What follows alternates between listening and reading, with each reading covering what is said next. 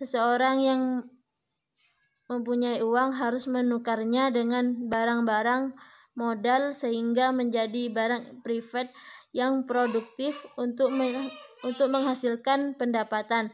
Hal ini juga berkaitan dengan larangan riba dalam Islam, di mana seorang muslim dilarang untuk mendapatkan keuntungan dari uang yang dipinjamkan kepada pihak lain. 6. Buatlah penjelasan tentang pengertian lembaga keuangan bank dan non-bank beserta macam-macamnya. Pengertian lembaga keuangan bank. Lembaga keuangan bank merupakan lembaga yang kegiatannya menghimpun dana langsung dari masyarakat dalam bentuk simpanan, misal deposito, giro, dan tabungan. Selain menghimpun, juga memberikan jasa pelayanan keuangan kepada masyarakat. Lembaga ini biasanya menawarkan jasa sama seperti bank yang memudahkan dalam transaksi keuangan. Jenis lembaga keuangan bank. 1. Bank sentral, 2. Bank umum, dan 3. Bank perkreditan rakyat. Pengertian lembaga keuangan non-bank.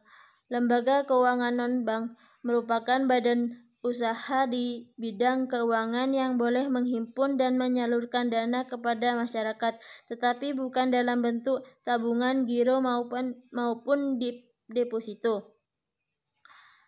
Dana dapat dihimpun dengan mengeluarkan surat-surat berharga, selanjutnya menyalurkannya untuk pembiayaan investasi perubahan yang membutuhkan pinjaman. Jenis lembaga keuangan non-bank. Perusahaan asuransi, perusahaan dana pensiun, pegadaian, koperasi simpan pinjam, dan leasing.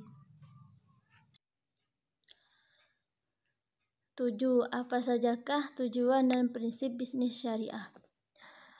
Tujuan bisnis syariah: yang pertama, target hasil; yang kedua, pertumbuhan; yang ketiga, keberlangsungan; yang keempat, keberkahan dari Allah Subhanahu wa taala.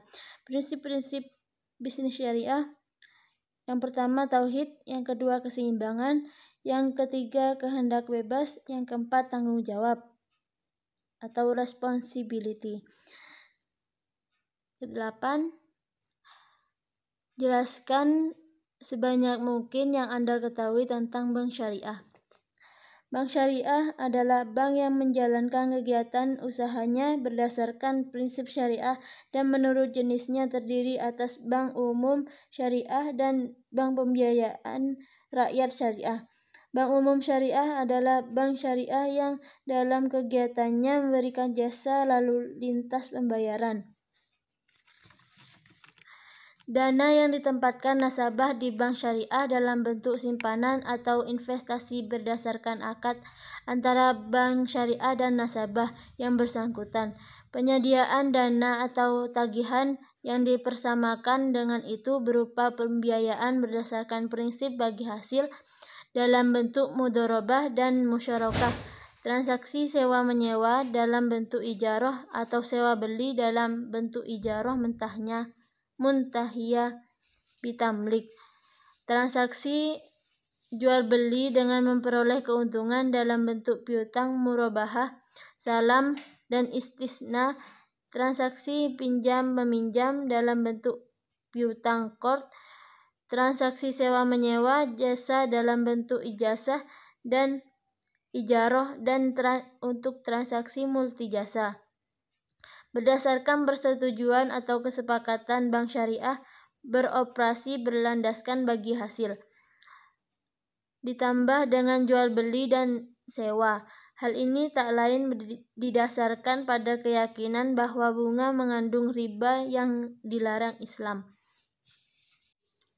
9. Apa dampak buruk jika suatu bisnis yang dijalankan tidak mengedepankan kepercayaan atau trust dalam segala aktivitasnya?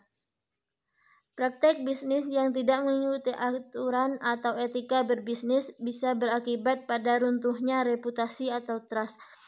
Perilaku bisnis yang tidak beretika ini secara eksternal akan menjatuhkan kredibilitas perusahaan yang berakibat lanjut pada kekhawatiran rekanan bisnis terjadi kemungkinan akan terseret ke dalam kasus hukum atau dirugikan secara ekonomi dan secara internal akan terjadi hilangnya rasa hormat atau respek dari karyawan terhadap atasan eksekutif dan berakibat lanjut pada turunnya etos kerja karyawan karena ketidakhadiran panutan beretika dari pemimpinnya. Akan butuh waktu dan biaya besar untuk mengembalikan kepercayaan publik dan karyawan terhadap perbaikan kualitas etika bisnis perusahaan. 10.